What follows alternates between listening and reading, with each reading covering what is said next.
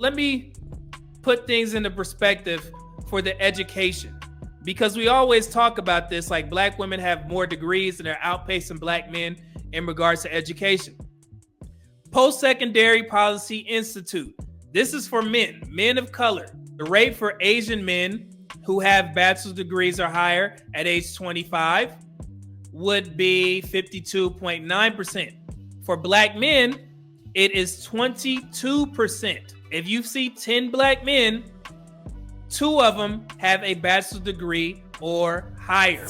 Tell me if I'm lying if you guys have heard this narrative. Black women are outpacing black men by so much. Put a 1 in the chat. So you would assume out of 10 black men, only 2 have bachelor's degrees or higher.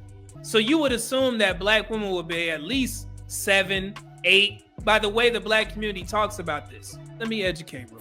Same report for women of color in higher education from the Post-Secondary National Policy Institute. According to the Census American Community Survey, in 2023, 19.2% of the total U.S. population identified as women of color. In total, 9.6% of the population were Hispanic or Latino women, 6.1% were black women, 3.1% were Asian women, and 0.3% were American Indian/Alaska Native women, and 0.1% were Native Hawaiian/Pacific Islander women. Among women of color, age 25 or over, 31.2% had earned a bachelor's degree or higher. The rate for Asian women is 56.7%. So there goes that notion of black women being the most educated. It's not true. And then for black women, it is 29.3%. Okay? 29.3%. So the black community is so up in arms about black men not going to school. Literally 2 black men, 3 black women. Okay? Out of 10. Makes sense? So no, black women are not outpacing black men like people are trying to discuss it. So it's only a 1-person difference. Did y'all know that? Is this new information to you guys based off of the conversations that you hear on social media? Because they tried to pigeonhole black men in regards to HBCUs, in particular Howard University.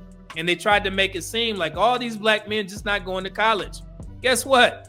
Black women not graduating from college either. Okay? 2 to 3. And also, before somebody asks, well, you didn't get that from the National Center for Education and Statistics. Data sources: American Community Survey and Current Population Survey, U.S. Census Bureau, February 2025. Bachelor and Beyond Survey, National Center for Education and Statistics, November 2023. Digest of Education Statistics, National Center of Education and Statistics, February 2025. And National Post-Secondary Student Aid Survey, National Center for Education and Statistics, February 2025. And you can see right here, updated February 2025. If college is your goal and you're not going for a trade or you're not trying to be an entrepreneur, then yes, I will encourage you to go to school. I would love to see the black community at least at half. If you meet 10 black women, 50% have a degree. If you meet 10 black men, 50% have a degree. And the reason why I say that is because that's the easiest way to building wealth. People with degrees earn more money. People with degrees stay married longer. Okay? So I know people like to push back, and I'm not trying to get into debt. I definitely understand that. However, the statistics show that if you have a bachelor's degree, you get higher paying jobs. But also, I'm not done, because I know somebody is out there like, man, nah, you lying, media man. It's 38% of black women that have degrees, and only 26% of black men have bachelor's degrees or higher. So you guys see this here? It's a very simple graph. It says 38 to 26, 2024.